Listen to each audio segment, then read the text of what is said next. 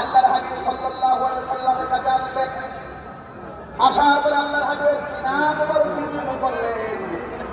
আল্লাহর হাবিব সাল্লাল্লাহু আলাইহি সাল্লামের কালকে সুন্দর করে আস্তে করে বের করলেন, সুন্দর করে হিকমত দিয়ে পরিপূর্ণ করে হিকমতে কামেলা দিয়ে আল্লাহর হাবিবের সিনা মুবারকটাকে ছেড়ে ভিতর থেকে রূহ কালগুলো বের করে হিকমতে কামেলা দিয়ে সুন্দর করে আবার সেই সিনা মুবারকের ভিতরে ঢুকিয়ে দেওয়া হলো।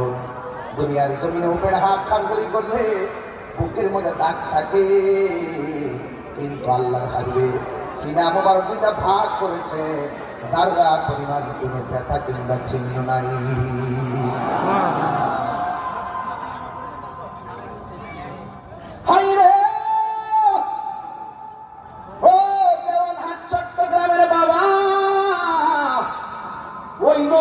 আমাদের মতো আরো বড় করে বলুন, আরো বড় করে বলুন, আমার নবীকে এমন হিকমতে কামেলা দিচ্ছে গো, এমন শৈশবে আমার নবীকে এমন হিকমতে কামেলা আল্লাহ রাব্বুল আলামিন নবীর সিনার মধ্যে ফেলে দিয়েছে।